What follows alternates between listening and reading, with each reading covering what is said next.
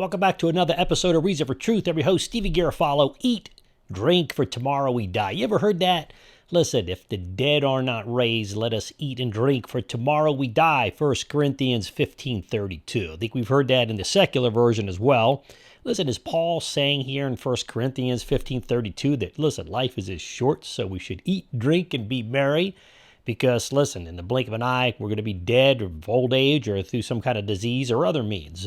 Listen, welcome to Reason for Truth, where the truth comes first and the reasons come last, but where we're always and constantly learning, because when we stop learning, we stop teaching, or at least stop teaching well.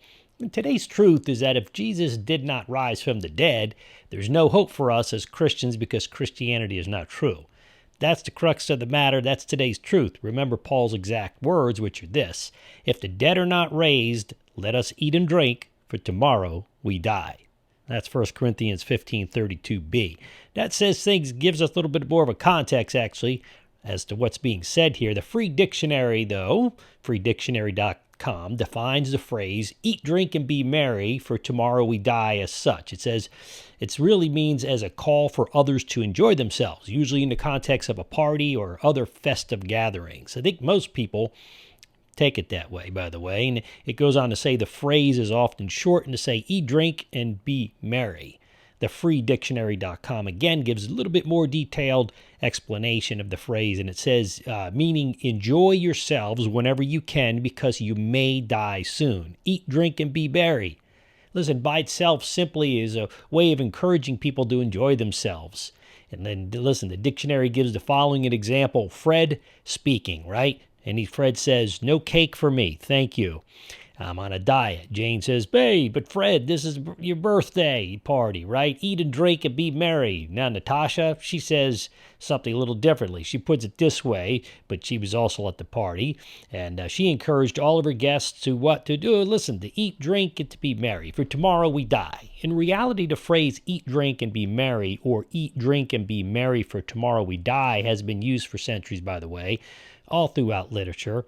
And usually the phrase is understood to mean like enjoy life as much as possible because we won't live forever. Okay, and I think most people say, yeah, I think that makes sense. While the phrase's wording is an amalgamation of several biblical verses, which including Isaiah 22:13, Ecclesiastes 8:15, 1 Corinthians 15:32, and Luke 12:19, the underlying principle is quite opposite from the biblical meaning. And I'll be recording a more in-depth episode explaining each verse in comparison to the modern phrase, so we can get a little bit better idea of really what the Bible means as a whole for that, okay? Now, for today, I want to compare the phrase only to the true interpretation meaning as compared to 1 Corinthians 15:32. So without further ado, let's just jump right in. I want to start by giving you a little background as to 1 Corinthians 32. What does it say? What does it mean? It says, listen, what do I gain if I humanely speaking fought the beast at Ephesus? If the dead are not raised, let us eat and drink, for tomorrow we die. Do not be deceived. Bad company ruins good morals. Wake up from your drunken stupor, as is right, and do not go on sinning, for some have no knowledge of God. I say this to your shame. 1 Corinthians 15:32 to 34. Do you see, we're zooming out even further scripturally to see really what Paul's saying. Now that we've zoomed out on this verse to show the context and in its true meaning, listen, we see the truth. In full, verses 29 now to 34, to zoom out even wider, addresses the phrase baptized for the dead. Verse 29, interpretations have been submitted to put forth the idea that passages speaking of believers being baptized for the benefit of unbaptized believers to ensure their final salvation. Now that we know that's not true, also, some people say, well, I thought that was. Well, it's not. New converts who are baptized and take the place of believers who have died, or believers who become baptized and take the place of believers who have died, or taken the place, or believers who become baptized for deceased Christians who were not baptized in order to testify for those who did, those dead believers that Christ had washed away their sins. That's not true. I think Paul's saying here, listen, behave yourself, live for God, turn to Christ, and listen, for an example, when dying, others wins their son by appeal, right? Meet me in heaven. Such appeals give strong and really touching evidence of the faith of the resurrection. It's saying, listen, live rightly. Understand the resurrection is true.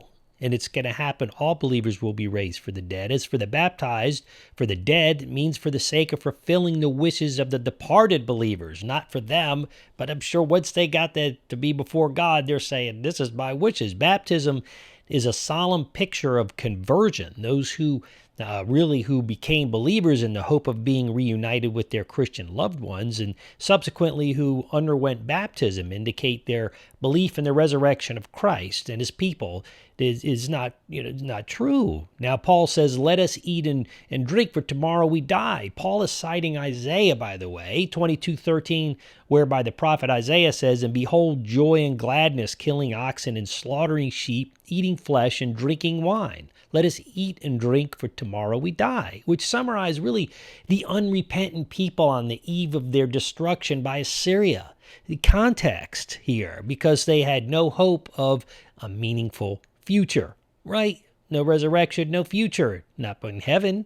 Listen, they chose to party. For the Corinthians, the lack of the belief of the resurrection is just as prevalent today as it was back then.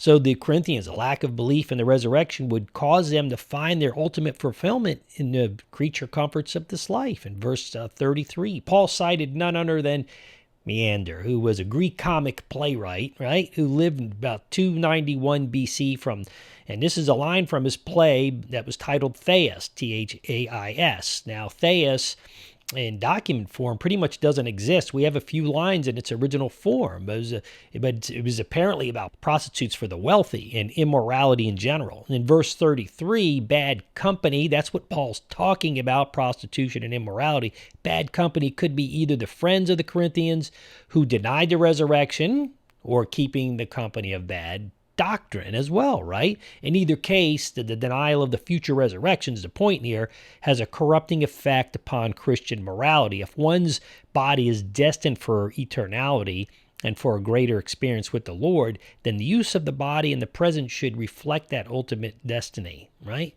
The future brings accountability as well, as Paul addressed in chapter 3, verses 10 to 17, and in Romans chapter 14, 10 to 12, Paul also respectfully used the doctrine of the resurrection to correct their immorality in 6:14. Getting the Corinthians to think about their immorality was muddled as if they were in a drunken stupor, verse 34. Paul calls on them to become sober-minded. That's what he says. Paul says, listen, I die every day, speaking spiritually, and then speaking the dying to self, I think. And at least once he thought he would literally die. That's in 2 Corinthians 1, 8 to 9, probably referring to his fight with wild beasts at Ephesus. Well, this is probably the most likely case. It was not a case of being in the arena with the lions. It was from the sense that Paul saw no hope of deliverance. Why face it if life were all that there is? Listen, just enjoy now. We know the Apostle Paul could have done that easily, but he didn't. Met Jesus on the road to Damascus, changed his whole life and in eternal life as well, right? The Epicureans, now they were and less philosophical men before them. That's what it's speaking about. So Isaiah 22:13 would be right in that. Listen, one ought to pursue pleasure and avoid pain, but Paul knew that there was much more to this life and much more to eternality in God, as written about in 1 Corinthians chapter 9, verses 24 to 27, 2 Corinthians chapter 4, 16 to 18. But Paul's concluding advice for the church at Corinth and for us today is with regards to those who continue to deny the resurrection. It was like that he said earlier regarding immoral people in the church, chapter 5. Paul said not to associate with them. Speaking of immoral people, listen, here's where Paul quotes the pagan writer again, Menander, in his works entitled Thais 2:18, to the same effect which is bad company corrupts good character. One way that we do this is by avoiding false teachers who are ignorant of God and certainly the resurrection. 1 Corinthians 8:2, it appears that Paul is asking somewhat of a rhetorical question to get the church at Corinth to ask themselves the question, why are you so easily deceived? Paul says in 2 Corinthians 11:3, but I'm afraid as the serpent deceived Eve by his cunning, your thoughts will be led astray from a sincere and pure devotion to Christ. You see, Paul was afraid that the church at Corinth in chapter 11, verses 2 to 3, we're being deceived as Eve was by the serpent, by the devil in the garden. So, right, you see that God, through this passage written by Paul, asks us in the modern church the same question as to, are we just as easily deceived? The answer, I'd say, is a big yes. The church today has grown soft. It's addicted to pleasure and the culture, recreation, and entertainment, becoming defiant and going to great lengths to avoid suffering and pain. Throughout God's blessings, we have forgotten God in the process of being happy, right? You ever heard that? I just want you to be happy. Well, I want to see you be happy. I'd rather you see become godly, right? Being comfortable, focusing on ourself as the main thing, to pursue personal pleasure, avoid pain, and as Paul said, if the dead are not raised, let us eat and drink, for tomorrow we die, 1 Corinthians 15:32. You'd be wise to read this, by the way. This passage for yourself, not just take my word for it. Look at it honestly, with the desire to understand, listen, that Paul knew, there was much more to life than riches, comfort, and pleasure. Well, this is probably one of the hardest things I will ever do. I want to challenge you to do that today and understand the true context here is that the focus is on the resurrection, not even on riches, but the riches seem to get in the way and take our focus off Christ on the cross. That's what's going on here, folks. And listen, put God first, material wealth after God, and family after family, and community, serving community. Those things are still good. We can still understand. We still enjoy wealth and recreation. Just put it in its proper order, in its proper context. Let's truly embrace the biblical worldview. No, really mean embrace and live the Christian worldview, and that eating and drinking and pleasure is not the main goal in life to seek. See, those things can accompany God's plan for life for sure.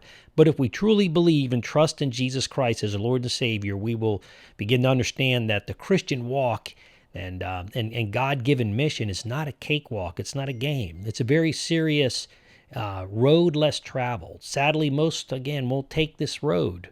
Now, listen, for those who do, we're going to reunite in eternity. So within the proper context, yes, eat, drink, and be merry, within the context of understanding that Jesus Christ truly lived, truly died, and most certainly truly rose again. The latter gives proper context to the former, and that's your sober reason for truth for today. Listen, please leave your comments below, and I promise to respond within a very reasonable amount of time. If you want more online training, as I always say, check out equippedacademy.com. That's going to be populating over time more and more. We've already got up the Equip series.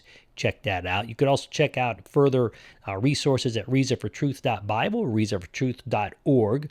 We just uploaded a episode on regarding God's proclamation that no matter what, I'll be there. You don't want to miss that. I've provided you a link below for that. If you're listening on podcast or by way of video, don't forget to smash that subscribe button. And then you know what I say, Gancia Sinistro. That's a Sicilian left hook. Bam, that's the way we do things in Italy.